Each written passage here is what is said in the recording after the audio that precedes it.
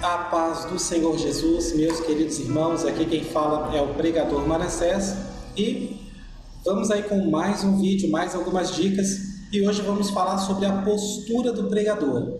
É claro que já faz um tempo que a gente não grava um vídeo aqui no canal, tinha alguns leitores e alguns espectadores já até com saudade, mas estamos voltando agora, né? Estive passando uns processos, uns probleminhas aí, né? Todo crente passa a prova mesmo. Isso é normal, mas eu espero poder voltar agora com força total. Então vamos às 5 dicas sobre a postura do pregador. E é claro, você gostando desse vídeo, por favor, se inscreva no nosso canal e deixe um like no nosso vídeo, amém?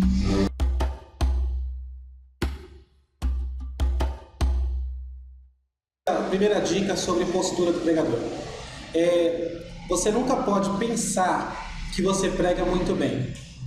Da mesma forma, você também nunca pode pensar que você prega muito mal, tá? Porque esses dois extremos mudam a sua postura, mudam o tom da sua voz, muda o seu comportamento. Se você pensa que você é muito ruim, você tem um comportamento de uma forma e deixa até transparecer isso. As pessoas vão pensar que você está triste, ou que está desanimado, decepcionado, etc. E se você pensa que você é muito bom, o seu comportamento muda, né? E isso também transparece, tá? E o resultado, o efeito que isso causa não é legal, tá? E a grande verdade é que você nunca sabe se você prega bem ou se você prega mal. Você mesmo nunca sabe. Por quê? Porque o que define,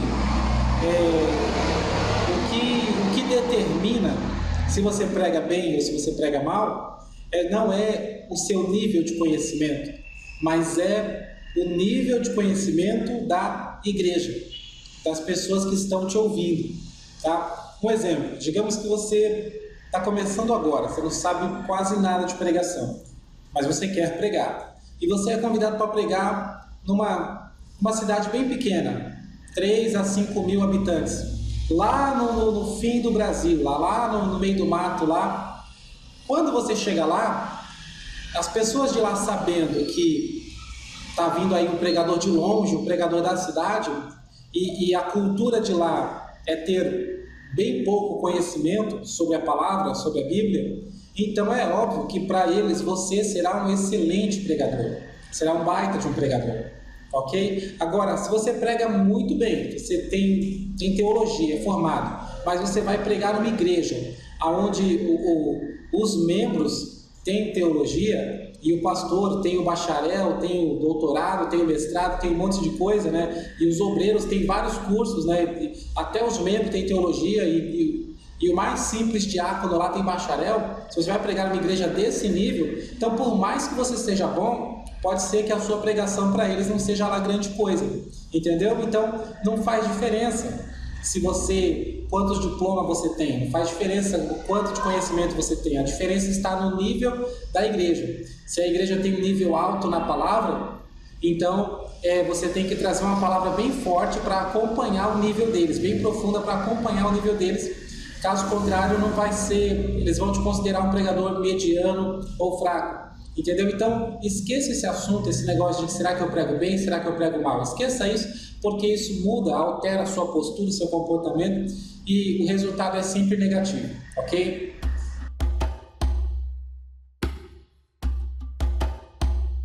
Segunda dica, nunca se vista para casamento ou para festa, tá? Essa é a segunda dica com relação à postura de um pregador. Você nunca pode se vestir como se estivesse indo para um casamento, com aquela gravatinha de borboleta, né? Você vai pregar de smoke.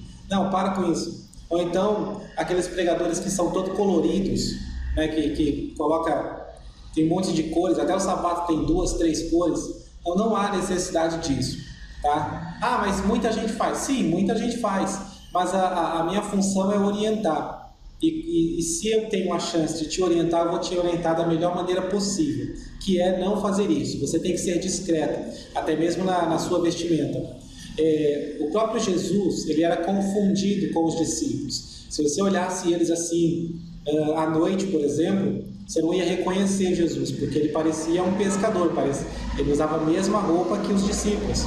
Então, se o mestre deixou esse exemplo, por que nós não vamos seguir? Então, nós temos que ter uma discrição, porque senão, depois que você pregar e o culto acabar, ao invés das pessoas ficarem comentando sobre a palavra, que é o importante, não, vão ficar comentando sobre as suas roupas, tá bom? Então, se vista no nível da igreja, tá? Se a igreja permite, se é normal ir sem gravata, então você pode ir sem gravata. Mas se lá é só terno, então vá de terno. Se lá é normal pregar de camiseta, você pode ir de camiseta, mas vá no nível, tá?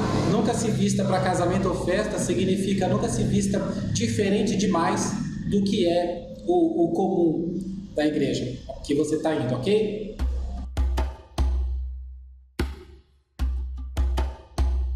Terceira dica sobre postura do pregador, né, que envolve a postura. Você nunca conte um testemunho pessoal, nunca conte um testemunho seu para servir de exemplo com o que você está falando. Por quê? Porque sempre traz uma impressão negativa, tá? Porque assim, se alguém ali, se você está pregando para as pessoas, a mensagem ela fala para as pessoas, a mensagem ela vai ter a ver com a vida das pessoas. Então aí você traz um testemunho seu. Um exemplo bem fácil aqui, você está falando de prosperidade, né? de ofertar, a importância disso, etc. Um exemplo bem fácil, só para você entender o que eu estou falando. E aí você conta um testemunho seu de que você fez um voto, de que você ofertou e ganhou isso, ganhou aquilo, Deus te deu isso, Deus te deu aquilo. Fica aquela impressão de que você é muito bom, de que a sua fé está acima da fé dos irmãos que nunca fizeram isso, ou que deram o dízimo e não alcançaram aquilo que você alcançou, entendeu? Então quando você faz isso, você se distancia deles, você se coloca num patamar elevado, você se distancia, você está dizendo, eu estou aqui nas alturas, e a minha palavra é para que vocês aprendam a como chegar aqui aonde eu estou, e não é bem isso o que a gente tem que fazer como pregador, né? A palavra tem que exaltar ela mesma, né? A palavra tem que exaltar a palavra, tem que exaltar a Deus, que é a palavra, a Jesus, que é a palavra, entendeu? Então evite contar testemunho pessoal, até porque se no seu testemunho pessoal envolver o seu passado, quando eu era do mundo, eu era assim, eu era assado, eu fazia isso, eu fazia aquilo, isso vai diminuir você. As pessoas que estavam esperando um santo homem de Deus vão ter uma outra visão de você. Então esqueça testemunho pessoal, ok? Porque você perde na sua postura, tá bom? Você troca, você muda a visão que as pessoas têm de você, ok? Então esqueça testemunho pessoal, não conte. Se você vai ter oportunidade só para contar o seu testemunho de como que Jesus transformou a sua vida, aí tudo bem, isso é outra coisa, mas se você vai pregar, pregue, esqueça testemunho.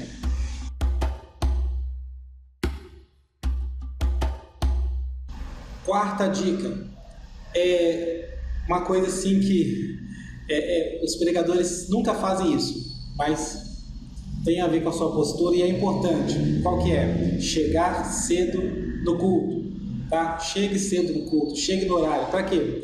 Para que você veja o desenvolver do culto, para que você veja qual que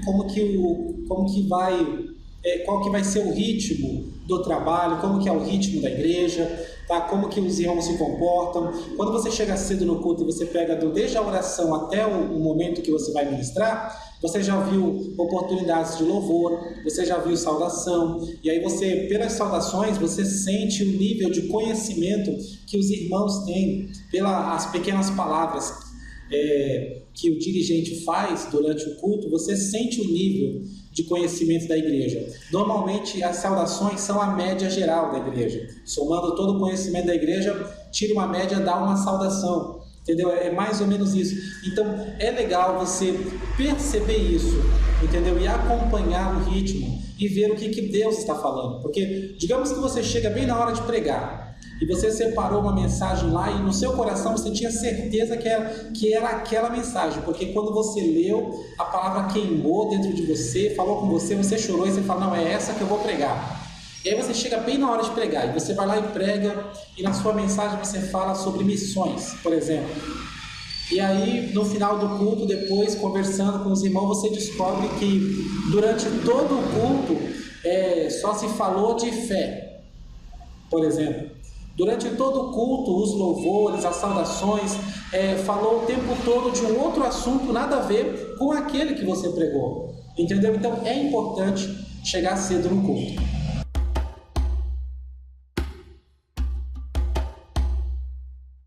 E a quinta e última dica, para a gente encerrar esse vídeo, é você participar do culto. Participar. Não é chegar cedo e ficar quietinho só analisando, não, participar. Participar, que eu falo, não é você, por exemplo, numa igreja pentecostal, você sair no movimento pentecostal junto com os irmãos. Não é exatamente isso, tá? Porque aí você vai se cansar, você vai se esgotar e você precisa estar preparado para ministrar a palavra. Tá? Participar do culto é você levantar a mão, você dar glória, você fechar os olhos, ficar de pé, você fica de pé, entendeu? Participar do culto, né? É por isso que você tem que ter a sua mensagem pronta, para você não ficar o culto inteiro ali, né, olhando para a sua Bíblia e fazendo as meditações finais do que você vai pregar, entendeu? Mas participa, tá? O pregador que participa, ele se torna um com a igreja, e a probabilidade dos irmãos te darem muito mais atenção aumenta na hora que você for falar, porque as pessoas reparam isso. Nossa, esse pregador não deu glória, mas agora que ele está pregando, ele quer que a gente levante a mão para dar glória. Está entendendo? Então participe do culto. Amém? Eu vou ficando por aqui.